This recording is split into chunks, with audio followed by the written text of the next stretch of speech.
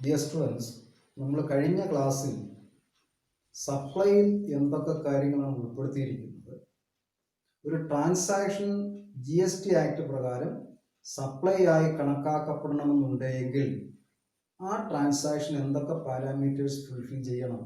നമ്മളതിന് പ്രധാനമായിട്ട് വരുന്ന 6 പാരാമീറ്റേഴ്സും ഡീറ്റെയിൽ എക്സ്പ്ലെയിൻ ചെയ്തു. അതിന് സ്പെസിഫിക് ആയിട്ട് കൊടുത്തിരിക്കുന്ന എക്സെപ്ഷൻസും. ഈ എക്സെപ്ഷൻസ് ഷെഡ്യൂൾ 3യുടെ കീഴിൽ പറഞ്ഞിരിക്കുന്ന എക്സെപ്ഷൻസ് ആണ്. ആ എക്സെപ്ഷൻസ് നമ്മൾ ക്ലിയർ ആയിട്ട് എക്സ്പ്ലെയിൻ ചെയ്തു. ഇനി ഇന്നത്തെ ക്ലാസ്സിൽ ടൈപ്സ് ഓഫ് സപ്ലൈ ആണ് ഉദ്ദേശിക്കുന്നത്. Types of supply. Type of supply നമ്മൾ പ്രധാനമായിട്ടും ഒരു 5 തരത്തിലുള്ള സപ്ലൈ ആണ് ഉദ്ദേശിച്ചത്. 4 തരത്തിലുള്ള സപ്ലൈ ആണ്. അതിൻ്റെ ബേസിക് ആയിട്ടുള്ള കാറ്റഗറൈസേഷൻ ചെയ്ത് കഴിയുമ്പോൾ ആദ്യത്തെ ഒരു കാറ്റഗറിയിൽ വന്നിരിക്കുന്നത് ബേസ്ഡ് ഓൺ ലൊക്കേഷൻ. അപ്പോൾ സപ്ലൈയുടെ ലൊക്കേഷനെ അടിസ്ഥാനമാക്കി സപ്ലൈ നമ്മൾ തരംതിരിച്ചു കഴിഞ്ഞാൽ ആദ്യത്തെ എന്താ വരുന്നത്? Intra state supply. രണ്ടാമത് ഇൻട്രസ്റ്റേറ്റ് സപ്ലൈ. ഇൻട്രാ സ്റ്റേറ്റ് അത് സെക്ഷൻ 8ൽ പറഞ്ഞിരിക്കുന്ന കാര്യമാണ്. ദെൻ ഇൻട്രസ്റ്റേറ്റ് സെക്ഷൻ 7ൽ പറഞ്ഞിരിക്കുന്ന കാര്യമാണ്. നമ്മൾ സപ്ലൈ ടൈപ്സ് ഓഫ് സപ്ലൈയിൽ ആദ്യത്തെ ഒരു കാറ്റഗറൈസേഷൻ എന്താണ്? Based on location. Supply location വെച്ച് നോക്കിക്കഴിയുമ്പോൾ ആദ്യത്തെ ഒരു കാറ്റഗറിയിൽ വരുന്നതാണ് എന്താണ്? ഇൻട്രാസ്റ്റേറ്റ്. രണ്ടാമത് ഇൻട്രസ്റ്റേറ്റ്. ഇൻട്രാസ്റ്റേറ്റ് ഇവിടെ എന്താ? സപ്ലയറിൻ്റെ ലൊക്കേഷനും സപ്ലൈയുടെ ലൊക്കേഷനോട് നോക്കിയാണ് നമ്മൾ ഇൻട്രാസ്റ്റേറ്റ് ആണോ ഇൻട്രസ്റ്റേറ്റ് ആണോ എന്ന് തീരുമാനിക്കുന്നത്. Intrastate is a type of supply of goods or services where the location of the supplier and the place of supply of goods are in the same state or same union territory. In case of intrastate supply, the place of the location of the supplier and the place of supply of goods are in the same state or same union territory. The supplier and the location, supply ചെയ്യപ്പെടുന്ന location എന്താണ്? ഒരു സ്റ്റേറ്റിലോ union ടെറിട്ടറിയിലോ ആയിരിക്കണം. അല്ലെങ്കിൽ supply made within A state. ഒരു സ്റ്റേറ്റിനുള്ളിൽ തന്നെയാണ് സപ്ലയറും അല്ലെങ്കിൽ റിസീവറും റെസിപ്പിയൻറ്റും സപ്ലയറും ഒരേ സ്റ്റേറ്റിൽ തന്നെയാണെങ്കിൽ ഇങ്ങനെയുള്ള സപ്ലൈ എന്തായിട്ട് കണക്കാക്കും? ഇൻട്രാസ്റ്റേറ്റ് സപ്ലൈ ആയിട്ട് കണക്കാക്കും. അപ്പം ഇൻട്രാസ്റ്റേറ്റ് സപ്ലൈ എന്താ? സെക്ഷൻ 8 ഓഫ് ദി GST ആക്ടിൽ പറഞ്ഞിട്ടുണ്ട്. IGST ആക്ട് സെക്ഷൻ 8 പ്രകാരം ഒരു സപ്ലൈ എങ്ങനെയാണ് ഇൻട്രാസ്റ്റേറ്റ് സപ്ലൈ ആകുന്നത്? ഈ location of the supplier and the place of supplies in the same state or in the same union territory. ഒരു union ടെറിട്ടറിക്കുള്ളിലാണെങ്കിലും ഒരു സ്റ്റേറ്റിനുള്ളിലാണെങ്കിലും ഇങ്ങനെയുള്ള സപ്ലൈ എന്തായിട്ട് കണക്കാക്കും? Intrastate, within A state. ഇനി നമ്മൾ ലൊക്കേഷൻ്റെ അടിസ്ഥാനത്തിൽ വീണ്ടും സപ്ലൈ നോക്കിക്കഴിഞ്ഞാൽ രണ്ടാമത് പറഞ്ഞത് എന്താ?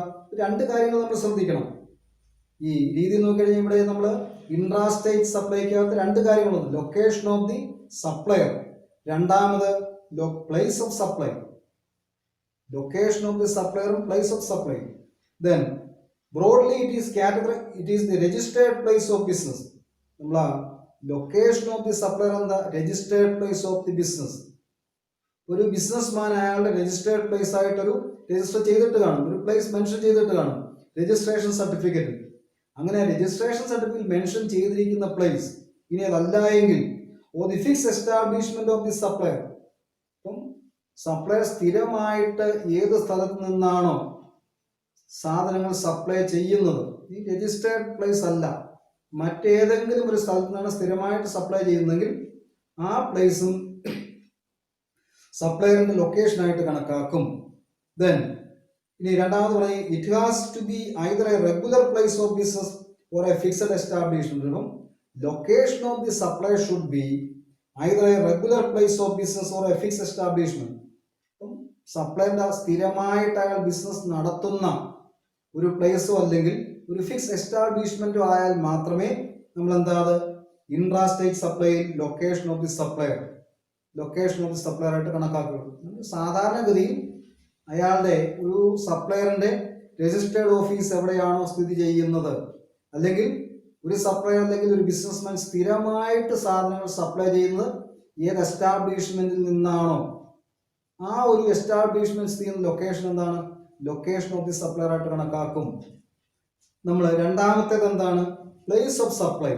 പ്ലേസ് ഓഫ് സപ്ലൈ, എവിടേക്കാണ് ഈ സപ്ലൈ ചെയ്യുന്നത്. Place of supply provision have been frame four goods and service, ഇതിനകത്ത് പ്രൊവിഷൻസ് ഉണ്ട്. ദെൻ ഡെസ്റ്റിനേഷൻ, കൺസംഷൻ പ്രിൻസിപ്പിൾ, ഇതിന് രണ്ട് പ്രിൻസിപ്പിളാണ്. പ്ലേസ് ഓഫ് സപ്ലൈ ഫോർമുലേറ്റ് ചെയ്തതിന് GST ആക്ടിൽ രണ്ട് പ്രിൻസിപ്പിളാണ് പറയുന്നത്. ആദ്യത്തെ എന്താ, keeping in mind the destination, രണ്ടാമത് consumption principle.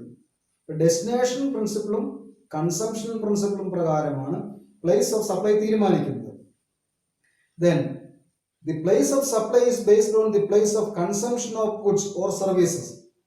Place of consumption of goods or service ആയിരിക്കും place of supply.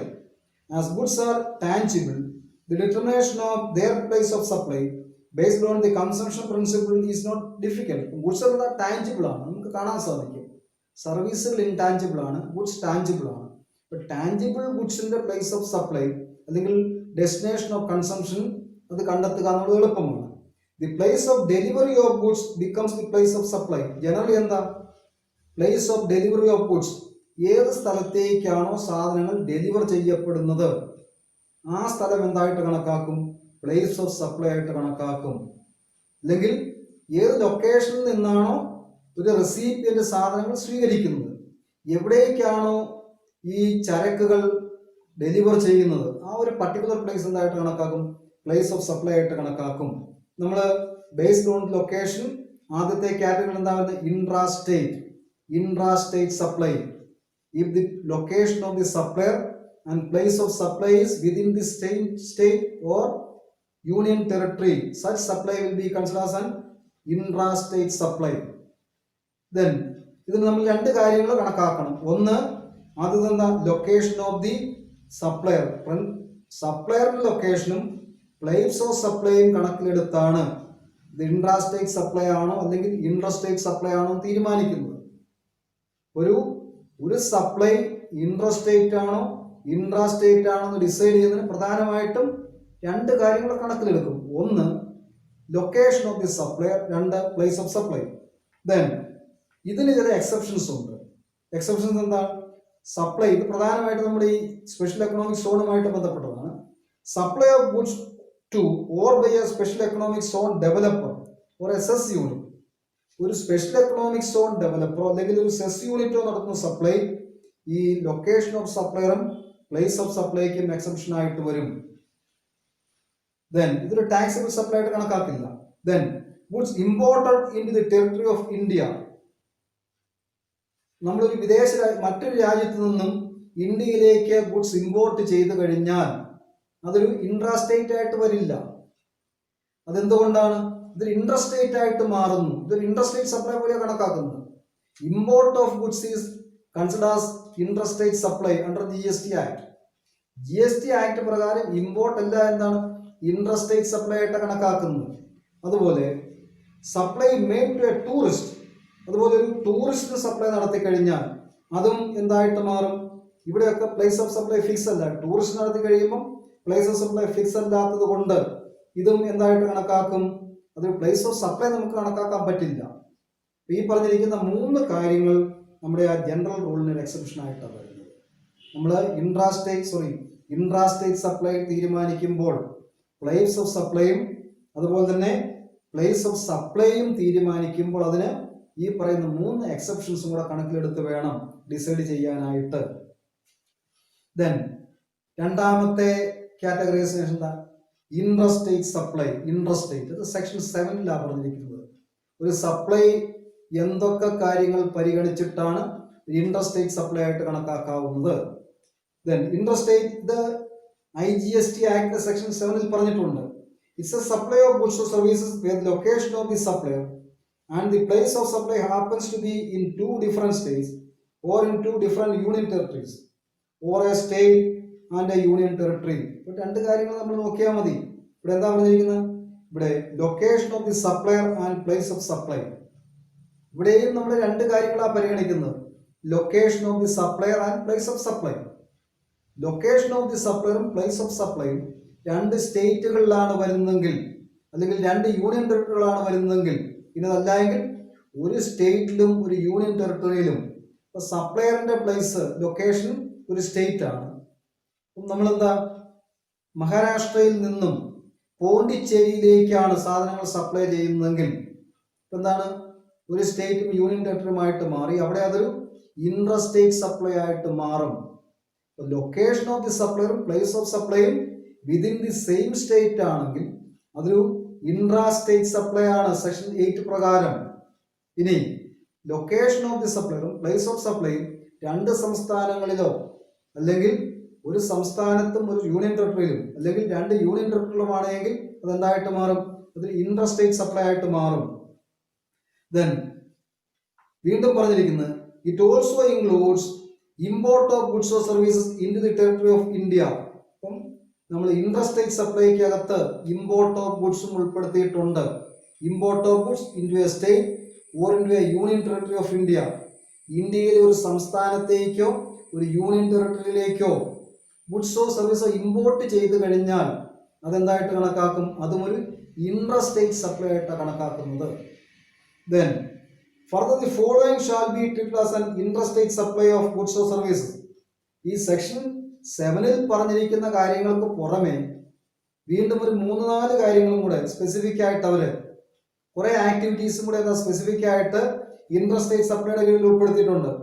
When the supply is located in India and the place of supply is outside India, അതെന്തായിട്ട് മാറി, ഇമ്പോർട്ടാണ്. Supply export ആയിട്ട് മാറുന്നു. എക്സ്പോർട്ടും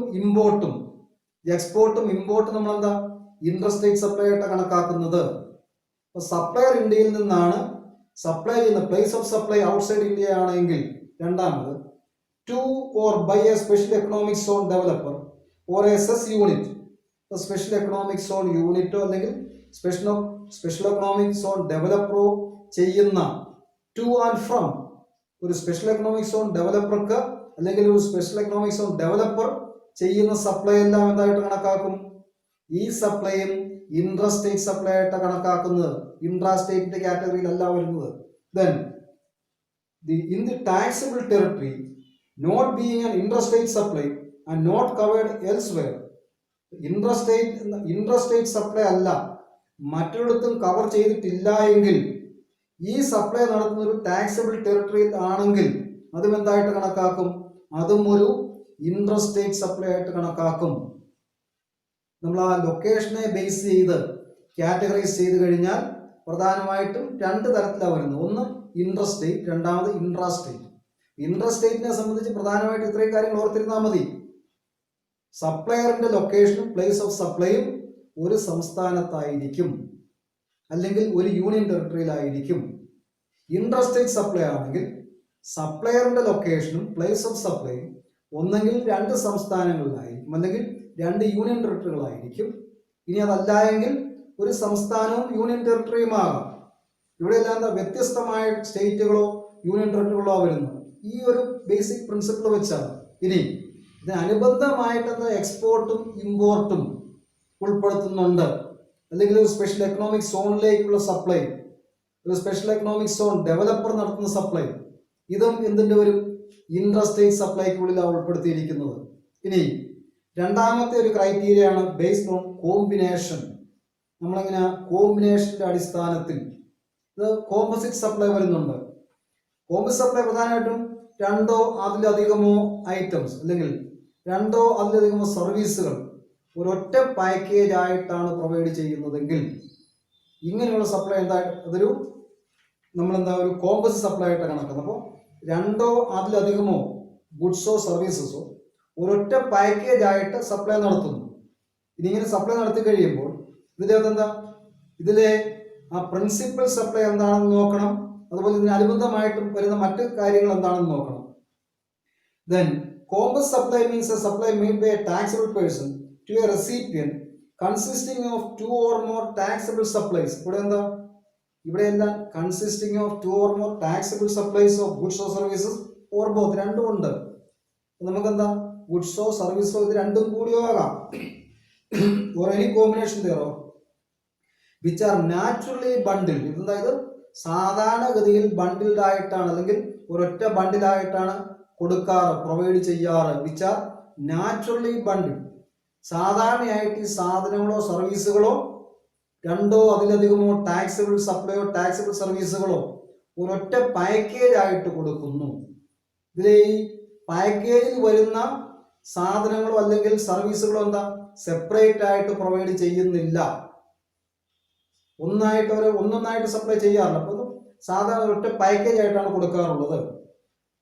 ഇത് which are naturally bundled and supplied in conjunction with each other in the ordinary course of business, one of which is principal supply. ഇവിടെ ഒരു common supply ഇതിലെ ഒരു പ്രധാനപ്പെടുന്ന ഒരു principal supply ആയിട്ട് മാറും. ഇതിലെ ഒരു സപ്ലൈ പ്രിൻസിപ്പൽ സപ്ലൈ ആണ്. മറ്റ് സപ്ലൈകൾ ഇതുമായിട്ട് അനുബന്ധമായിട്ട് ഒറ്റ പാക്കേജിന്റെ ഭാഗമായിട്ട് കൊടുക്കുന്നു. The items cannot be supplied separately. ഈ പറഞ്ഞിരിക്കുന്ന ഒരു കോമൺ സപ്ലൈ ഐറ്റംസ് സെപ്പറേറ്റ് ആയിട്ട് സപ്ലൈ ചെയ്യാൻ പറ്റില്ല.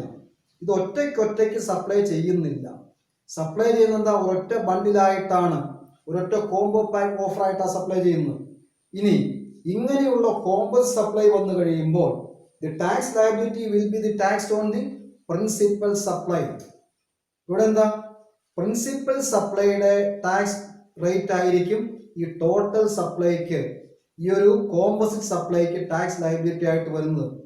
ഇതിൽ ഏതെങ്കിലും ഒരു സപ്ലൈക്ക് എന്താണോ ഇതിന്റെ പ്രിൻസിപ്പൽ സപ്ലൈ എന്താണോ പ്രിൻസിപ്പൽ സപ്ലൈക്ക് വരുന്നത്. For example, if somebody is taking air travel ticket from Cochin to Mumbai, കൊച്ചിയിൽ നിന്നും മുംബൈയിലേക്ക് ഒരു എയർ ട്രാവൽ ടിക്കറ്റ് എടുക്കുന്നു.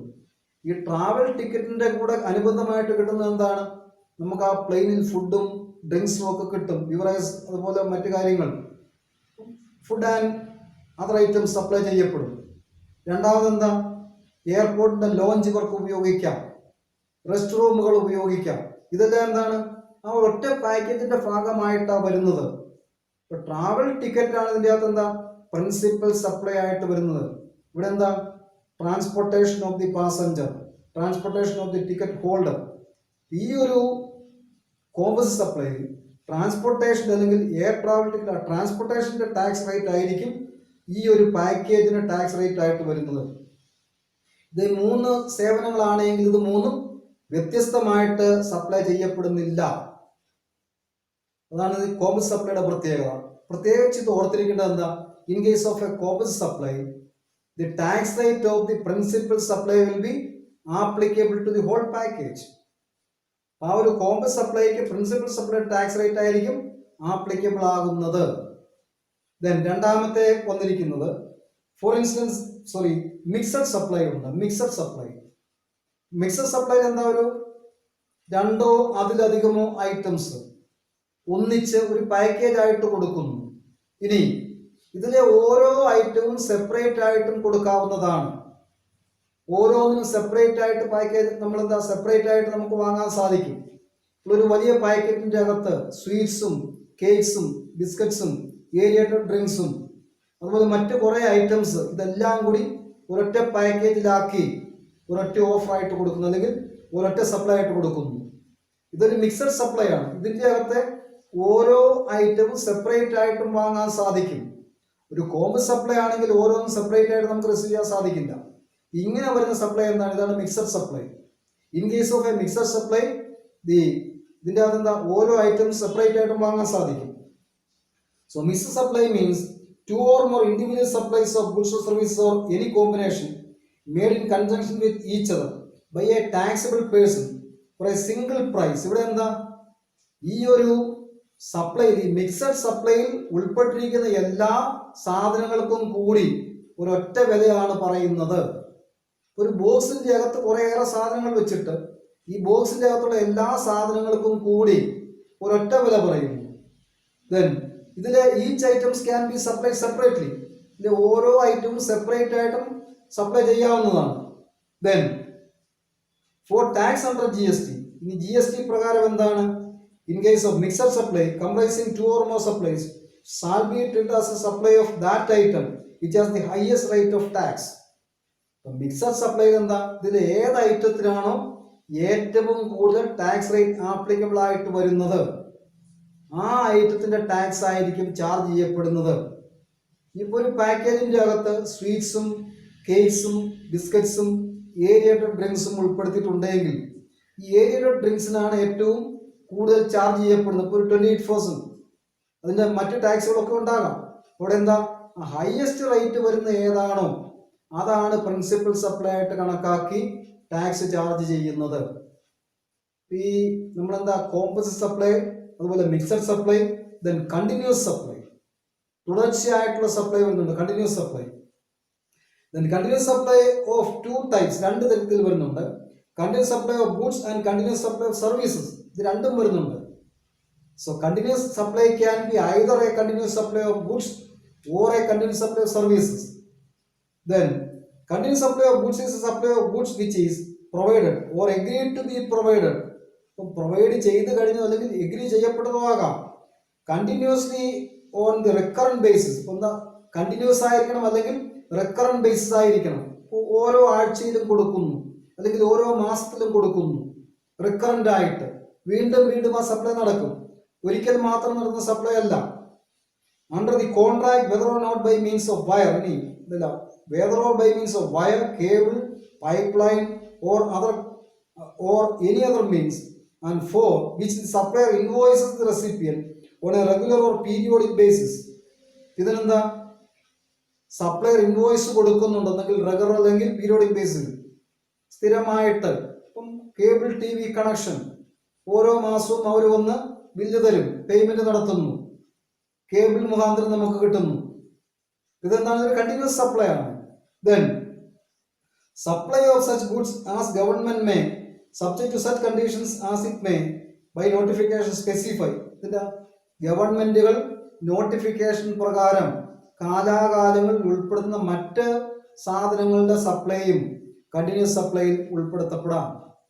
ഏതെങ്കിലും ഇപ്പം പൈപ്പ് ലൈൻ മുഖാന്തരം കുക്കിംഗ് ഗ്യാസ് വിതരണം ചെയ്യപ്പെടുന്ന ഏരിയ ഉണ്ടെങ്കിൽ അവിടെ എന്താണ്, ഇൻവോയ്സ് കിട്ടും പൈപ്പ് ലൈനിൽ കൂടെ.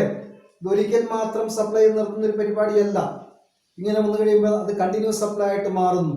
ഇതിനെല്ലാം ഇൻവോയ്സ് കിട്ടുന്നുണ്ട്, ബില്ല് കൊടുക്കുന്നുണ്ട്. ആ ഇൻവോയ്സിൽ GST നമ്പർ ചിലപ്പം കാണും, അല്ലെങ്കിൽ ടാക്സബിൾ ആണ്. Then continuous supply of service is supply of services which is provided or agreed to be provided continuously or on recurrent basis. ഇവിടെ രണ്ട് കാര്യം എന്താ, provided or agreed to be provided continuously or recurrent basis. രണ്ട് കാര്യങ്ങളാണ് criteria, continuously or recurrent basis under a contract for a period exceeding 3 months. Supply ആണെങ്കിൽ എന്താ, it should be made for a period. There should be a contract and contract period should be more than 3 months. 3 മാസത്തിൽ കൂടി ഒരു കാലാവധിയിലേക്കായിരിക്കണം. വിത്ത് periodic payment obligation, അതുപോലെ എന്താ, periodic ആയിട്ടുള്ള payment obligation ഉണ്ടാകണം. ഒരു വൺ ടൈം പേയ്മെന്റ് ആയി കഴിഞ്ഞാൽ അതൊരു കണ്ടിന്യൂസ് സപ്ലൈ ഓഫ് സർവീസ് ആയി മാറില്ല. സപ്ലൈ 3 മാസത്തിൽ കൂടുതൽ കാലാവധിയിലേക്കാകണം, പീരിയോഡിക് പേയ്മെന്റ് ഉണ്ടാകണം. Then and include supply of such service as the government may. ഈ രണ്ട് കാര്യത്തിലും എന്താ, ഗവൺമെന്റ് ബൈ നോട്ടിഫിക്കേഷൻ ഉൾപ്പെടുത്തുന്ന സപ്ലൈയും സർവീസസിന്റെ സപ്ലൈയും കണ്ടിന്യൂസ് സപ്ലൈ ഓഫ് സർവീസ് ഉൾപ്പെടുത്തും. നമ്മളെന്താ, കണ്ടിന്യൂസ് സപ്ലൈ അതുപോലെ ഇത് ബേസ്ഡ് ഓൺ കോമ്പിനേഷന്റെ അടിസ്ഥാനത്തിൽ 3 തരത്തിലുള്ള സപ്ലൈ പറഞ്ഞിരിക്കുന്നത്: composite supply, mixed supply and continuous supply. ഇത് continuous supply can be continuous supply for goods or services, രണ്ടും വരുന്നുണ്ട്. ദെൻ മൂന്നാമത്തെ ക്രൈറ്റീരിയ എന്താ, ബേസ്ഡ് ഓൺ റെസിപ്പിയൻ, സ്വീകർത്താവിന്റെ ഈ ഒരു ഗുഡ്സോ അല്ലെങ്കിൽ സർവീസോ സ്വീകരിക്കുന്നയാളിന്റെ പ്ലേസ് എവിടെയാണോ അല്ലെങ്കിൽ സ്വീകരിക്കുന്നയാളിന്റെ സ്ഥിതി അനുസരിച്ച് സപ്ലൈ വീണ്ടും നമ്മൾ തരംതിരിക്കും. ഒന്ന്, ഇൻവേർഡ് സപ്ലൈ. ഇൻവേർഡ് സപ്ലൈ എന്താ, it mean receipt of goods service or both, whether by purchase, acquisition or any other means, with or without consideration. ഇവിടെ എല്ലാം ഇൻവേർഡ് സപ്ലൈ എല്ലായ്പ്പോഴും receipts of goods or services ഉണ്ടാകും. ഏതെങ്കിലും മാർഗത്തിലൂടെ ഗുഡ്സോ സർവീസോ receive ചെയ്യുന്നുണ്ടെങ്കിൽ അത് inward supply ആയിട്ട് മാറുന്നു. അപ്പോൾ ഒരാള് ഗുഡ്സോ സർവീസോ സ്വീകരിക്കുന്ന ഒരു സ്റ്റേജ് വന്നു കഴിഞ്ഞാൽ അതെന്താണ്, ഇൻവേർഡ് സപ്ലൈ ആണ്. സാധനങ്ങൾ ഒരാളുടെ കയ്യിലേക്ക് വരുന്നു, ഇൻവേർഡ് സപ്ലൈ ആണ്. ദെൻ രണ്ടാമത്തെ എന്താ, ഔട്ട്വേർഡ് സപ്ലൈ. ഔട്ട്വേർഡ്, വെളിയിലേക്ക് സാധനങ്ങൾ പോകുന്നു. It means a supply of goods or service or both, whether by sale, ഏതെങ്കിലും മാർഗം ഉപയോഗിച്ച് സപ്ലൈ ഓഫ് ഗുഡ്സോ സർവീസോ നടത്തുന്നുണ്ടെങ്കിൽ, സപ്ലൈ ഓഫ് ഗുഡ്സിനോ സർവീസിനോ പല മാർഗങ്ങളുണ്ടാകാം. Whether by sale transfer, barter, exchange, license, rental, lease or disposal or any other mode. ഏതെങ്കിലും മാർഗം ഉപയോഗിച്ച് സാധനങ്ങളോ സർവീസോ സപ്ലൈ ചെയ്യുന്നുണ്ടെങ്കിൽ റിസീവ് ചെയ്യുകയല്ല. റിസീവ് ചെയ്തു കഴിഞ്ഞാൽ എന്തായിട്ട് മാറും? ഇൻവേഴ്സ് സപ്ലൈ ആയിട്ട് മാറും. ഏതെങ്കിലും മാർഗം ഉപയോഗിച്ച് ഗുഡ്സോ സർവീസോ സപ്ലൈ ചെയ്യുന്ന സാഹചര്യങ്ങളിൽ അതൊരു ഔട്ട്വേർഡ് സപ്ലൈ ആയിട്ട് കണക്കാക്കും. ദെൻ ഇനി ഈ സപ്ലൈ നടത്തുന്നത് എന്താ?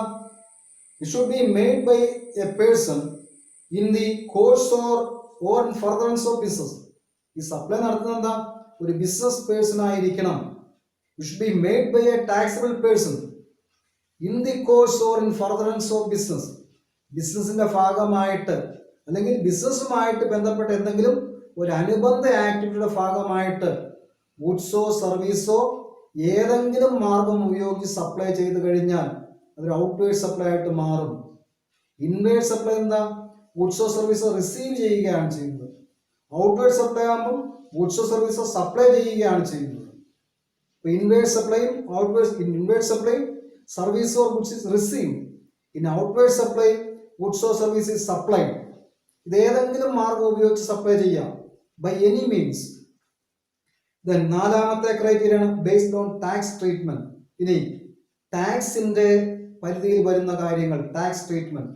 ഈ സപ്ലൈയുടെ മേൽ ടാക്സ് ട്രീറ്റ്മെന്റ് എന്താണ്? ഒന്ന് എക്സം സപ്ലൈ. എക്സം സപ്ലൈ എന്താ? ടാക്സിൽ നിന്ന് ഒഴിവാക്കപ്പെട്ടിരിക്കുന്ന സപ്ലൈ, അല്ലെങ്കിൽ നിൽ റേറ്റ് ടാക്സ് ആപ്ലിക്കബിൾ ആയിരിക്കുന്നത്. ടാക്സ് കൊടുക്കണ്ട, ടാക്സിൽ നിന്ന് ഒഴിവാക്കപ്പെട്ടിരിക്കുന്നു, നിൽ റേറ്റ് ടാക്സ് വരുന്ന സപ്ലൈ എന്താണ്? എക്സം സപ്ലൈ ആണ്.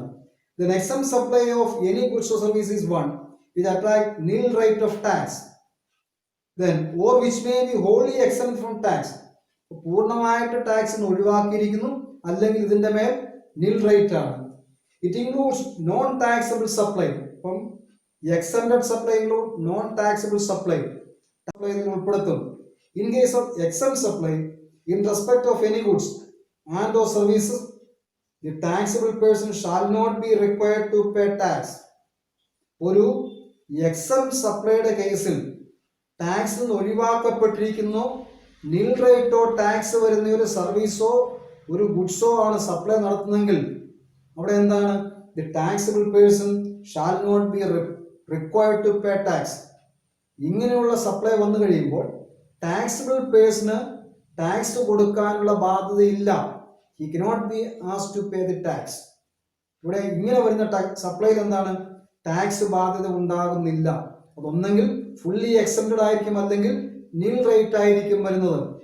രണ്ടാമത്തെ zero rated supply. Then it means export or supply of goods or service to a special economic zone developer or a special economic zone unit. It means export or supply of goods or services to a special economic zone developer. ഒരു special economic zone ഡെവലപ്പറിന് export ചെയ്യപ്പെടുന്നത്, അല്ലെങ്കിൽ ഒരു special economic സോണിലേക്ക് export ചെയ്യപ്പെടുന്നത്, ഇതിനെന്താ വരുന്നത്? Zero rated supply ആണ്. ഇങ്ങനെയുള്ള സപ്ലൈകൾക്ക് സീറോ റേറ്റ് ആണ്, ടാക്സ് ലയബിലിറ്റി വരുന്നില്ല. Then non taxable supply.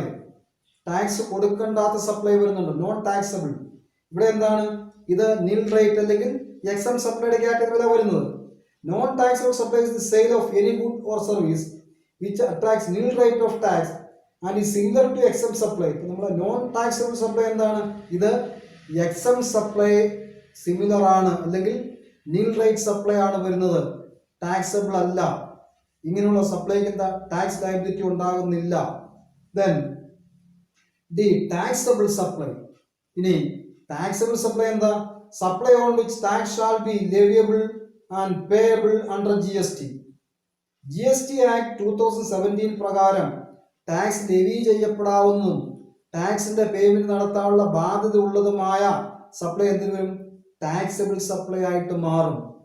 പ്രധാനമായിട്ടും ഇത്രയും കാറ്റഗറൈസേഷനാണ് സപ്ലൈക്ക് വന്നിരിക്കുന്നത്. നമ്മൾ ഈ ഒരു ക്ലാസ്സിൽ ടൈപ്സ് ഓഫ് സപ്ലൈ ആണ് കവർ അപ്പ് ചെയ്തത്. With this, we can end today's class. Thank you.